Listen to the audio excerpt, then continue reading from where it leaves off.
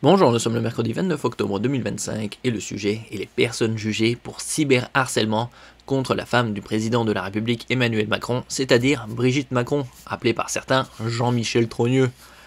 8 personnes sont jugées à Paris pour avoir relayé la rumeur infondée selon laquelle l'épouse du chef de l'État est une femme transgenre, c'est-à-dire née biologiquement homme, XY. Parmi elles, plusieurs figures connues de la complosphère, termes qui vont revenir en complosphère. Enseignants, informaticiens, gestionnaires immobiliers ou encore élus. Les 8 personnes jugées lundi 27 et mardi 28 octobre devant le tribunal correctionnel de Paris pour avoir cyberharcelé Brigitte Macron ont des profils très variés et sont originaires des 4 coins de la France.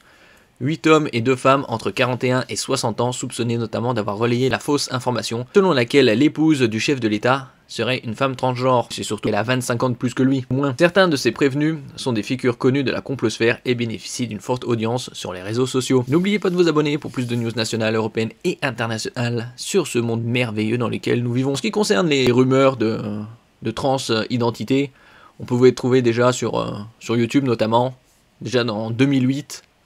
Qu'est-ce qu'on appelle la trans-investigation, comme sur Michelle Obama. Zoé Sagan, adepte des publications à suspense. Aurélien Poisson-Atlan, 41 ans, ancien publicitaire, s'est fait connaître sur les réseaux sociaux sous le pseudonyme de Zoé Sagan, un personnage féminin fictionnel anti-système, comme le raconte Conspiracy Watch. Bon, Conspiracy Watch, ça aussi c'est plus du complot qu'autre chose. Entre 2019 et 2024, Zoé Sagan a bâti sur X, c'est-à-dire Twitter, une communauté de près de 200 000 abonnés, un public avide de ces fausses informations calomnieuses qui visent les politiques, les médias, les élites. C'est un peu comme les soap-opéras, sur certaines infos. Ce qui a fait le succès de Zoé Sagan, c'est sa façon de publier des messages en créant du suspense, de promettre à son audience des révélations fracassantes, des preuves accablantes, alors qu'il s'agit pour la plupart du temps de théories complotistes.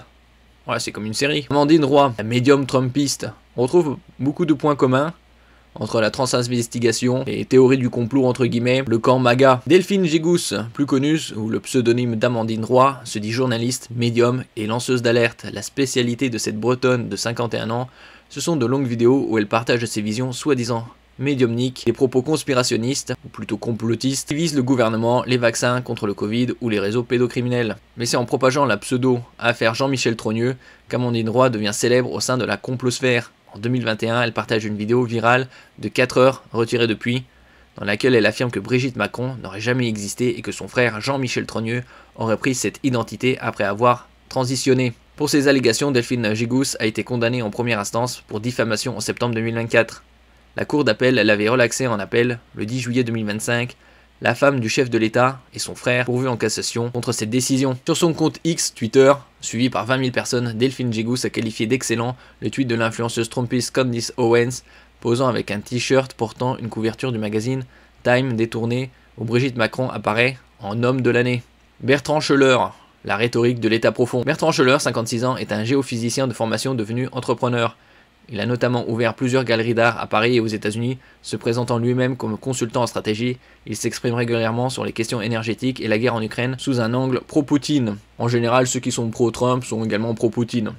C'est à peu près le même camp. Le but étant bien évidemment de diviser ceux qui sont pro-Poutine, pro-Trump, face à ceux qui sont anti-Poutine, anti-Trump. Tout ça, c'est un cirque. Bertrand Schoeller est aussi connu pour avoir relayé de nombreuses théories conspirationnistes, comme celle d'un prétendu état profond aux États-Unis où l'idée selon laquelle un petit groupe d'individus tirerait les ficelles du pouvoir. En quoi c'est une théorie du complot? Ce sont des faits. Bien évidemment qu'il y a des personnes influentes dans le monde, type George Soros, George Schwartz. Ces publications remettent aussi en cause des faits historiques comme l'assassinat de John Fitzgerald Kennedy ou véhiculent des croyances sur la 5G ou la vaccination contre le Covid. Bertrand Schoeller fait partie des prévenus qui ont toujours un compte sur X. Dans un très long message posté dimanche sur son compte, le quinquagénaire évoque l'audience en provoquant la rhétorique complotiste. Se décrivant comme une sorte de lanceur d'alerte, il fustige un procès de la liberté de penser face à l'état profond médiatique, une publication vue près de 30 000 fois.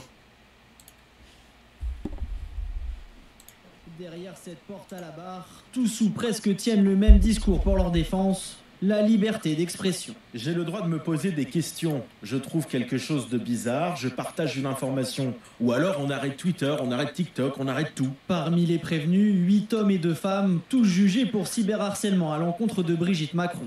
Sur les réseaux sociaux, ils ont notamment relayé la rumeur selon laquelle l'épouse du président de la République était une femme transgenre, ou même une pédocriminelle. Pour expliquer leur poste, certains avancent l'humour, mais aussi l'esprit Charlie. C'est un peu des billets d'humeur. C'est léger, c'est des réactions spontanées. Je suis satiriste. J'essaye d'apporter un point de vue différent des médias traditionnels, un peu comme le Gorafi. La plupart ne comprennent d'ailleurs pas les faits qui leur sont reprochés. J'ai fait 36 000 tweets depuis 2022, ça fait une moyenne de 30 par jour. On parle de cyberharcèlement pour 9 tweets en 4 mois. Un axe de défense sur lequel se base l'avocat d'un des prévenus dans ce procès. Est-ce que le cyberharcèlement est caractérisé dans cette affaire? J'en suis pas certain. On a des éléments à faire valoir en défense, on les fera établir. Mais moi, ce que je constate dès maintenant, c'est une espèce de disproportion. Les auditions se poursuivent elles encore toute la journée, en l'absence de Brigitte Macron. Ouais. Merci pour votre écoute et à la prochaine.